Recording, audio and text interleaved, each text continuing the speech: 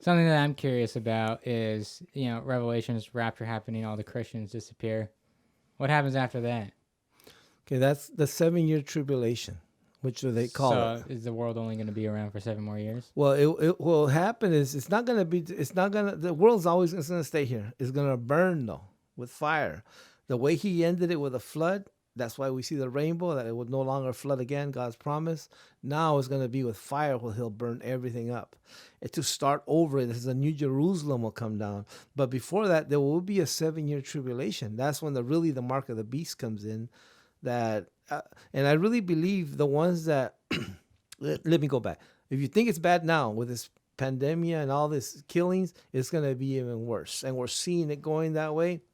So I really believe the ones that it says another thing they say, we use the word rapture, and Christians will argue that because it's not biblical, but it does say caught up, which is the same thing, rapture. But people get all out of hand with that. So he's gonna come for his people and take the believers, and it says a remnant.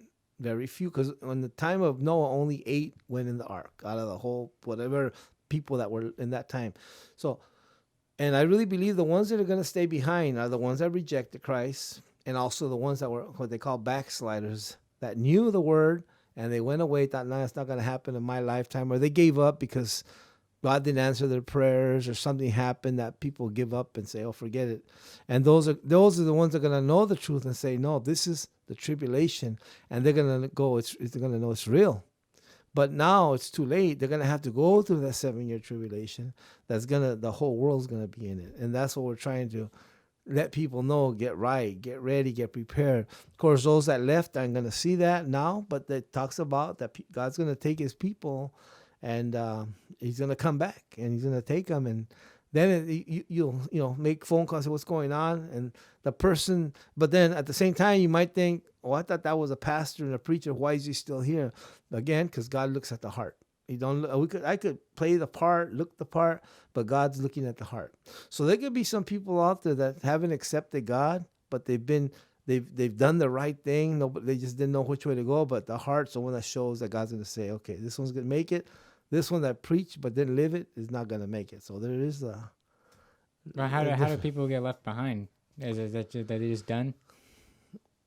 yeah, it's just like just say put Well, it. if you don't get the mark of the beast and within that 7 years. Yeah, well, you could still make it because you didn't put it on, but it's going to be very hard because who don't if they say, "Oh, he can't go over here and you can't go over there without you can't eat without this mark." Are you willing to die for your belief? If you did right now, say people will say, "You know what? I will die for Christ right now, 2020." Yeah, but it doesn't matter. Yeah, okay, you die, but will you live for Him? So back in that time, when that happens, is are you willing to lose? And somebody could say, "Yeah," but I'll just say I got left behind. Okay, and they said, "Okay, you gonna take this mark, or we're gonna kill your mom in front of you, or your kids, or your grandkids, or whatever."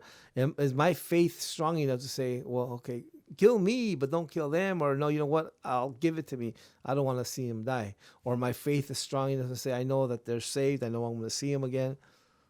I'll see you later." But I'm Yeah. so, but that's the faith that I'm not gonna not to get it. But that's what I say. It's gonna be hard. For some people, it's not gonna be hard. I'll go ahead. I want to live. I mean, it's been said that everybody wants to go to heaven, but nobody wants to die. I mean, I don't really want to die, but it's just that I enjoy my life right now. But anyway, Are they gonna put all my spiders in front of me and step on them slowly? yeah. So look at Victor. Which one do you like the best? Yeah, and it kind of be like that. Some will give in. They'll say no, and that's that's what I say. If people think it's hard to be a Christian right now, then it's gonna. Because see, going back again here is that right now we got the Holy Spirit to give us guidance, to give us strength, to give us peace, to give us comfort, to give us direction, and all that. When that happens, God's going to take His people, and He's also taking the Holy Spirit with Him. So it's just you and the situation. You're not going to have no guidance. You're not going to have no comfort. You just whatever people told you before that happened. Biblical is all that you're going to have, or a Bible somewhere that you might have that you're going to read and say, "I need some direction." But the Holy Spirit, I'll tell you, even now it's hard to live a Christian life with the Holy Spirit, because we depend on Him.